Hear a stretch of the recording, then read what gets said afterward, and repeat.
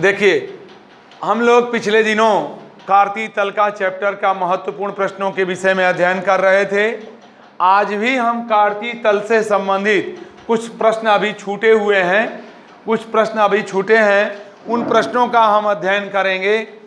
इसके बाद यह चैप्टर समाप्त हो जाएगा। आइए, एक सवाल सैंपट पर लिखा हुआ है, यम का मान ज्ञात करो जो बिंदु 5, 1, ऋण 2, ऋण 3 और 8, 2m संरेख हैं। प्यारे बच्चों, हम इन्हें संरेख सिद्ध करने के लिए, संरेख सिद्ध करने के लिए एक देखते हैं। सूत्र है x1 कोष्ठ में y2 minus y3 plus x2 कोष्ठ में y3 minus y1 plus x3 कोष्ठ में y1 माइनस y2 बराबर क्या? 0। आप यहाँ देखो,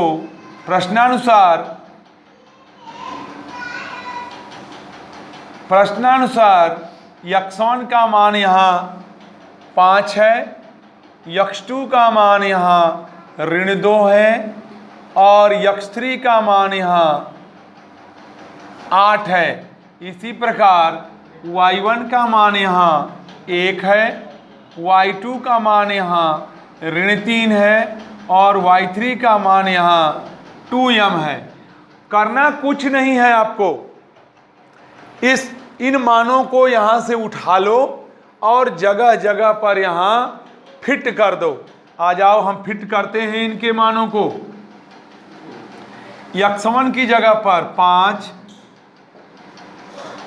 कोष्ठ में y2 की जगह पर -3, माइनस y3 की जगह पर 2m प्लस x2 की जगह पर -2 यूँ लिखेंगे और फिर y3 की जगह पर 2m माइनस y1 की जगह पर 1 प्लस x3 8 है, y1 आपका 1 है और y2 आपका 1 माइनस 3 है बराबर 0। आप सावधानी पूर्वक इन्हें हल करो। अब देखो, आप आगे जाओ। 5, इन्हें गुणा कर लो भाई। 5 तिहाई 15, ऋण 15 हो गया, ऋण 15 और माइनस 10m हो गया यहाँ पर। अब यहाँ प्लस की जगह यहाँ माइनस हो गया, कोष्ठ में 2m माइनस 1 हो गया प्लस 8 कोष्ठ में 1 प्लस 3 हो गया बराबर हो गया 0। आ जाइए, हम देखते हैं -15 minus 10m minus 4m minus minus plus 2 plus 3 1 4 8 चौके 32 बराबर क्या हुआ? 0। अब इसमें बिरादरी के पदों को जोड़ लीजिए।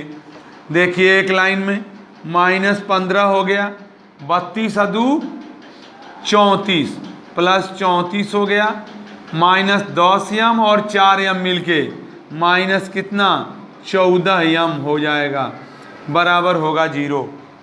देखिए, आगे की ओर हम 34 में से 15 को घटाएंगे, कितना होगा?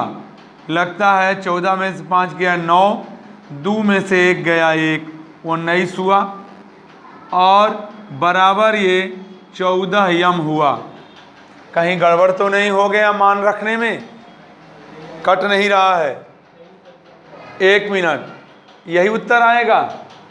क्या पता, हो सकता है यही उत्तर आए। अपनी किताब में देख लीजिएगा, नहीं तो ये मान अगर यही सही होंगे तो हम मान तो सही रख के आ रहे हैं। इसलिए यम की वैल्यू जब निकालेंगे तो 19/14 हो जाएगा। This is answer. अगर हमने कहीं गलती नहीं किया, x1 x2 x3 y1 y2 और y3 मान सही है। फिर एक बार दोहरा लीजिए। y2 का मान -3 माइनस 2m फिर -2 फिर 2m माइनस 1 सही है, 8 y1 1 माइनस 3 सही है।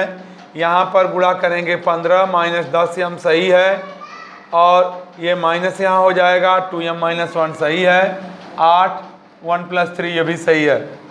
यहाँ सही देखिए, इनका गुणा करेंगे -4m, इनका गुणा करेंगे +2 हो जाएगा। 8 3 1 4 8 चौके 32, बिल्कुल सही है। अब आप -15 और +34 को रखिए, 10 4 14 m हो जाएगा। इस प्रकार m की वैल्यू हमारी 19/14 प्राप्त हो गई है। ये m की वैल्यू हमारी 19/14 है। ये आपकी किताब का सवाल है, देख लेना, उत्तर मिला लेना, सही होगा। और नहीं तो अगर कहीं किताब में ऋण धन में कहीं गड़बड़ी होगी तो अब इसके लिए मैं नहीं कह सकता। प्यारे बच्चों, इससे जो है महत्वपूर्ण प्रश्नों के कड़ी में एक और प्रश्न हमारा जो है, अब कितना इसको महत्वपूर्ण कहूँ, अति महत्वपूर्ण है। और वह प्रश्न बहुत छोटा सा है, कभी 1 नंबर में आ जाता है, कभी 2 नंबर में आ जाता है, या ऐसा 2 in 1 सवाल है। आइए हम इस सवाल को देखें। बिंदु ए का निर्देशांक, ए का निर्देशांक ज्ञात करो जहां ए बी वृत्त का व्यास है, वृत्त का व्यास है, वृत्त का व्यास है। वृत्त के केंद्र का निर्देशांक, केंद्र का निर्देशांक 2, तथा वृत्त पर स्थित बिंदु बी का निर्देशांक, बी का निर्देशांक 1, 4 है। आप हम इसको पढ़ करके कहेंगे, बड़ा सा लंबा लग रहा है, कैसे घाच पांच है, पता नहीं सही है कि गलत है। आइए देखिए इस प्रश्न को। एक आप वृत्त बना लीजिए, एक वृत्त बना लीजिए। अब वृत्त का एक व्यास होगा ए बी, ए और बी, और इसका केंद्र होगा ओ। केंद्र का निर्देशांक दिया गया है क्या, 2, और बी का निर्देशांक भी दिया गया है 1, 4। आपको ए का निर्देशांक निकालना है जिसका मान लिया जाए x, y। ए का निर्देशांक हम मान लें x, y है। ध्यान से देखिए, हम यहाँ हल करते समय लिखेंगे, माना ए का निर्देशांक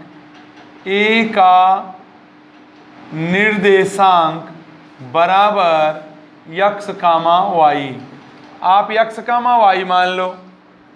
अब बताओ, आप ध्यान से, मैंने बताया था पहले, यह वृत्त का केंद्र इन व्यास का आधा होता है, आधे पर स्थित होता है। इसका मतलब कि ये दोनों मध्य बिंदु के निर्देशांक कहलाएंगे इस ए बी का। अब हम लिखेंगे, नीचे हम लिखते हैं, हम जानते हैं कि वृत्त का केंद्र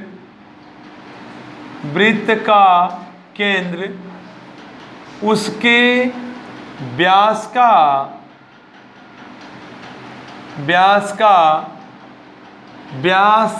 के मध्य में स्थित होता है, मध्य में स्थित होता है।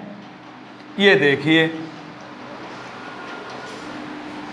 मध्य बिंदु के सूत्रानुसार, मध्य बिंदु के सूत्रानुसार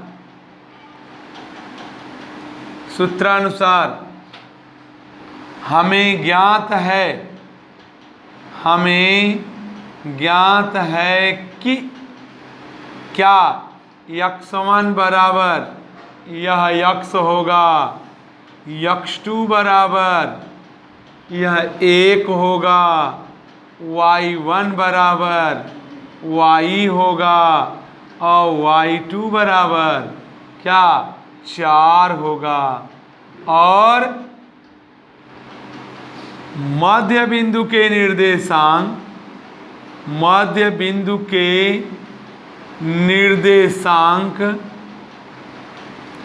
बराबर 2, 3 दिए गए हैं। देखिए मध्य बिंदु के निर्देशांक ये दिए गए हैं, x1 x2 और y1 y2 की जगह पर ये दोनों चीज़ें दी गई हैं।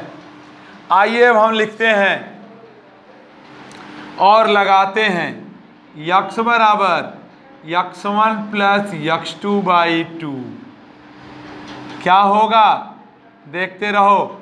इस x के जगह पर 2 लिखोगे, 2 बराबर x1 की जगह पर यहाँ जो माने हो x उसको रखोगे, x2 के जगह पर 1 रखोगे, अब बटा 2 करोगे।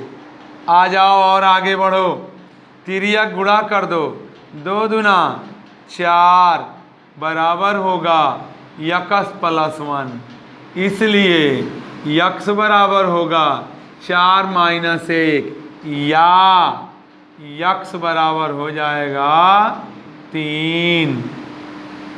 x की वैल्यू 3 निकल गई। इसी प्रकार लंगड़ा प्रकार मत बनाना, y बराबर y1 प्लस y2/2। y1 देखो कहाँ है, y है ना, y1 यहाँ का y1 कितना है, y1 y है, तो या इसके जगह पर लिखेंगे -3 बराबर y प्लस y2 4/2। तिर्यक गुणा कर लो, देखो क्या होगा, -6 बराबर y प्लस 4, इसलिए y बराबर इसको भी इधर घसका दो, 6 - 4, इसलिए y बराबर हो गया -10। अब क्या लिखेंगे, आंसर लिखेंगे, आंसर ए के निर्देशांक, ए के निर्देशांक बराबर हो जाएगा कितना, 3, -10। ये हमारा आंसर होगा 3, -10। देख लीजिए 3, -10 ए के निर्देशांक हो जाएंगे, यही हमारा उत्तर भी होगा। देखिए अब एक सवाल जो पढ़ाया हुआ सवाल है, लेकिन जिन्होंने उस पढ़ाते समय ध्यान न दिया हो, मैं एक सवाल अंतिम सवाल लिख रहा हूँ, लेकिन आप इसे लगाएंगे घर पे होमवर्क के रूप में। कौन सा सवाल है, एक चतुर्भुज का क्षेत्रफल ज्ञात कीजिए। चतुर्भुज का क्षेत्रफल ज्ञात करो जिनके निर्देशांक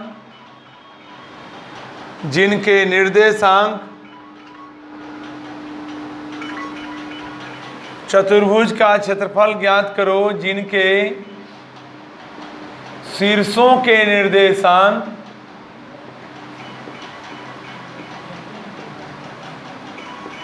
कर दो, शीर्षों के निर्देशांक क्रमशः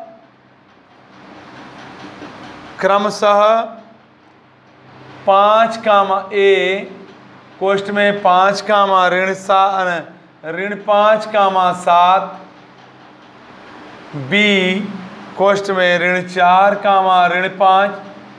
मैं ऐसा सवाल लगा चुका हूँ। c कोष्ठ में ऋण 1, ऋण 6 और d कोष्ठ में 4, 5। चतुर्भुज का क्षेत्रफल ज्ञात करना है। आपको त्रिभुज का क्षेत्रफल ज्ञात करना आप जानते हैं, चतुर्भुज का क्षेत्रफल ज्ञात करना नहीं जानते हैं, उसके लिए सूत्र नहीं पता है, लेकिन उसके सूत्र की जानकारी भी करने की ज़रूरत नहीं है। हम लोग जब इसको हल करेंगे तो हल करते समय एक चतुर्भुज बना लेंगे। देखिए ध्यान से, ए बी सी और डी, इसके निर्देशांक लिख लेंगे। ऋण 5 7, ऋण 4 कामा ऋण 5, सी ऋण 1 कामा ऋण 6 और 4 कामा 5। ध्यान से देख लीजिए। अब चतुर्भुज का क्षेत्रफल से त्रिभुज का क्षेत्रफल ज्ञात करना है। चतुर्भुज के क्षेत्रफल से त्रिभुज के क्षेत्रफल को ज्ञात करने के लिए हम इसके पेट को फाड़ देंगे। एक चाहे ए से सी को मिला देंगे, चाहे बी से डी को मिला देंगे। अब यह चतुर्भुज दो त्रिभुजों में बन जाएगा। कौन कौन भाई? एक तो हो जाएगा त्रिभुज ए डी सी, और दूसरा त्रिभुज बन जाएगा त्रिभुज ए बी सी। आइए दोनों त्रिभुज मिल करके क्या बना देंगे? चतुर्भुज ए बी सी डी। कहने का मतलब त्रिभुज ए बी सी का क्षेत्रफल इनको तीनों को लेकर के यह त्रिभुज का निकाल लेना, और इसके बाद ए डी सी, ए बिंदु, डी बिंदु और सी बिंदु, इनको मिला करके इसका क्षेत्रफल निकाल लेना। और दोनों क्षेत्रफलों को जोड़ दोगे तो चतुर्भुज का क्षेत्रफल निकल जाएगा। हम लिखते हैं एरिया ऑफ चतुर्भुज ए बी सी डी बराबर एरिया ऑफ त्रिभुज A D C and area of त्रिभुज ए बी सी। अब कहोगे साहब त्रिभुज का क्षेत्रफल निकालेंगे कैसे? ये भी आपको पता है। देखिए सूत्र लिख दे रहा हूँ।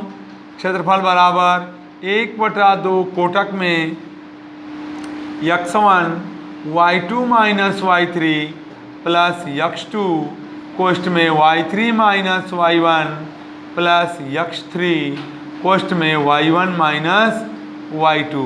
ये कोष्ठक बंद वर्ग मात्रा। ये आपको मैं घर के लिए छोड़ रहा हूँ। ये एक सवाल ये आप घर से लगा के रखेंगे, लगाएंगे, सभी लोग लगा करके दिखाएंगे। और दूसरा सवाल एक और लिख देता हूँ, दूसरा सवाल एक और लिख देता हूँ, जिसे भी आप घर से लगाएंगे वह जो होगा हमारे संरेख पर आधारित होगा, संरेख पर आधारित होगा। संरेख के लिए आपके बुक से ही एक सवाल खोजूं।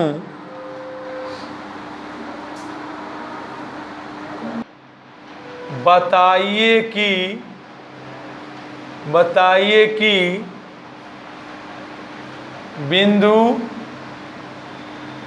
बिंदु ए, उनका निर्देशांक 1 कामा ऋण 1, बी ऋण 4 कामा 6 तथा सी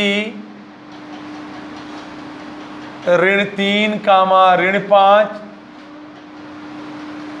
संरेख हैं या नहीं, हैं या नहीं। आप क्या करोगे? संरेख का सूत्र लगाओगे। वो सूत्र आपको पता है, x1 y2 minus y3 plus x2 y3 minus y1 और plus x3 y1 minus y2 बराबर 0। इस सूत्र को लगा करके लगाओगे। अगर उत्तर 0 आ जाएगा तब तो ये संरेख रहेगा। अगर उत्तर 0 नहीं आता है तो वह संरेख नहीं होंगे। धन्यवाद। इसी के साथ यह चैप्टर हमारा समाप्त हो गया।